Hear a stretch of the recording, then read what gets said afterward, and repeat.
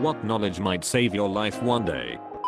Don't ever stop performing CPR on a person until the EMTs take their body away. CPR doesn't wake up a person. It's to force blood to their brain to prevent brain death, so that the EMTs can revive that person.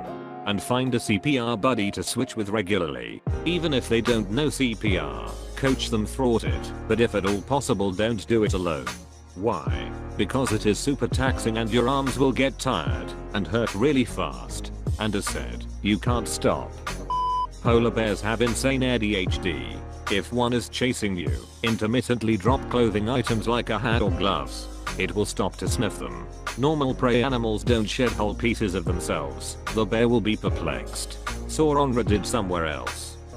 If someone threatens you with a gun or something, and they want to move you to another location, your chance of dying goes up considerably if you agree to relocate. My father was an assistant DA who worked with homicide. He gave me this advice over and over. Years later, someone climbed in my car and threatened me with a gun. Told me to drive. And I said no. I took the keys out and threw them. It wasn't a conscious decision.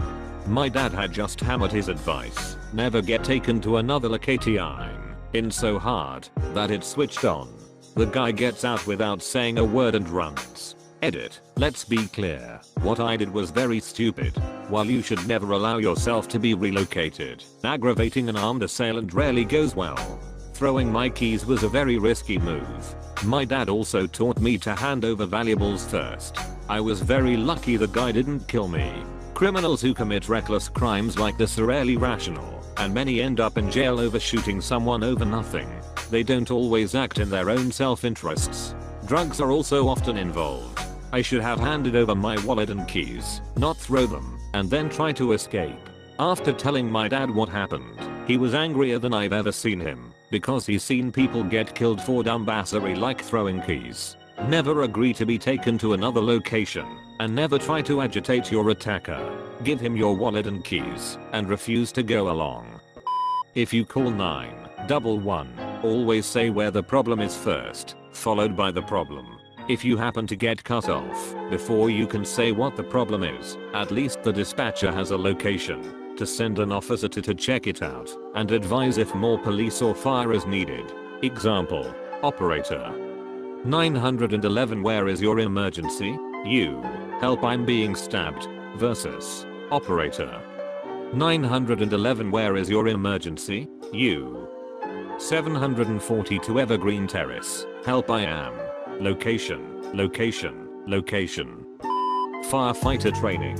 If there is a fire, crawl out of the building. Do not stand up to run. 1 or 2 breaths of smoke are enough to do major damage and require hospitalization. If you get out at all, it may be warm where you are crawling, but standing up can cook your skin and your lungs. The smoke at eye level can be more than 600 deg point C, 1200 deg point F.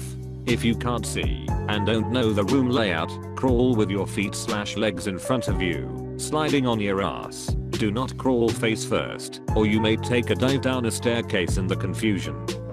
I remember reading in a Reddit post similar to this, that if you can't do a pull-up, you probably won't have the strength to pull yourself up off a ledge, and that has stuck with me ever since. In theory it's very true, but I would guess most people could if some serious adrenaline is involved.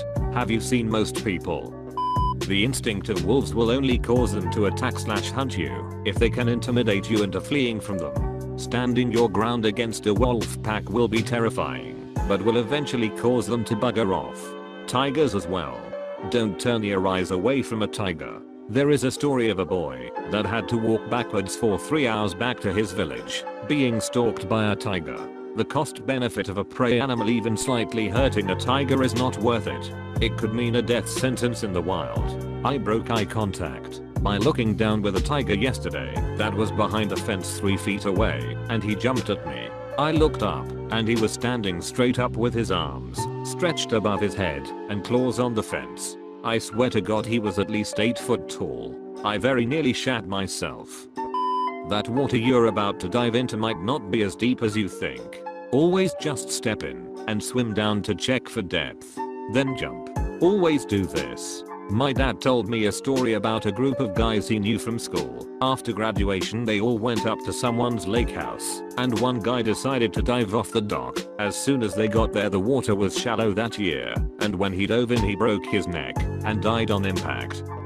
If you're being pulled out to sea by a current, swim parallel to the shore while letting yourself be carried out until you're out of its grip rather than waste your energy fighting against it. Also, thanks to a current UK SAP, don't thrash in cold water as your gasping reflex will drown you. Instead, attempt to float until the reflex passes, then you can address the situation.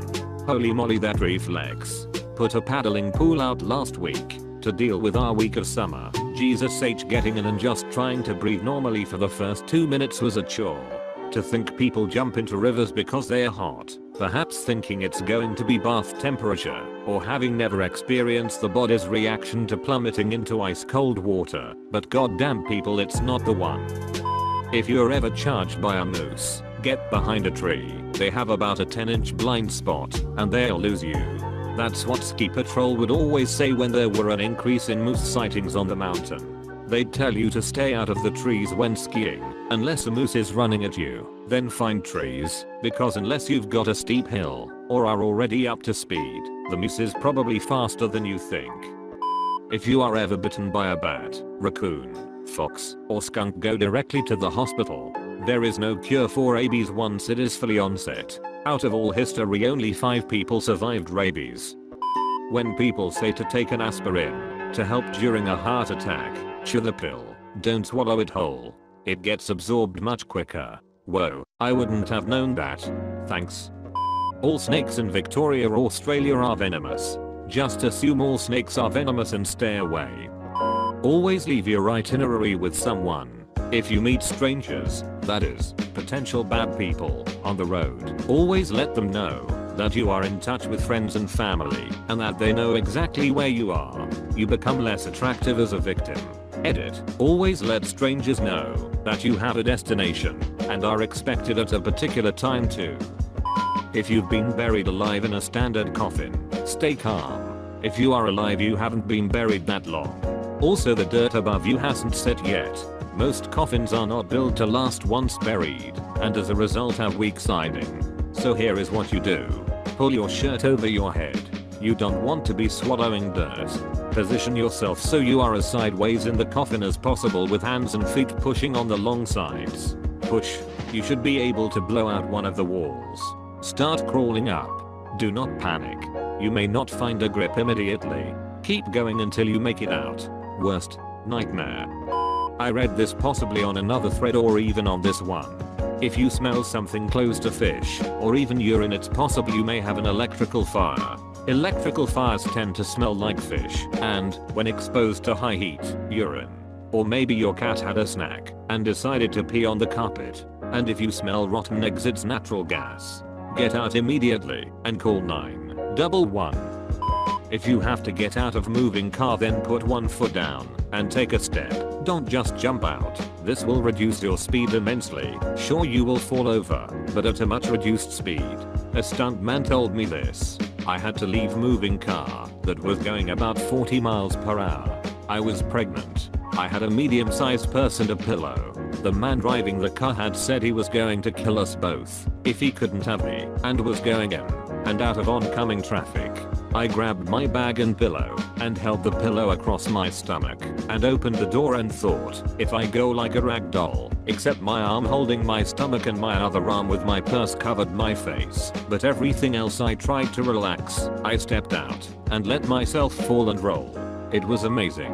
I ended up with just a handful of bruises and scrapes, and I was fine. And my daughter is 14 now. We made it. 120 people will get bowel cancer in their lifetime. You need some sort of screening starting at age 45 to 50 depending on your family history. Any blood in the stool needs to be checked out.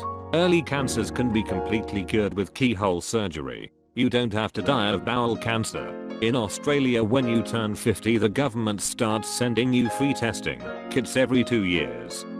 If you're alone and start choking with nobody around to give you the hemorrhage, you can give yourself the hemorrhage by using the back of a chair or similar objects like the sidearm of a couch or whatever.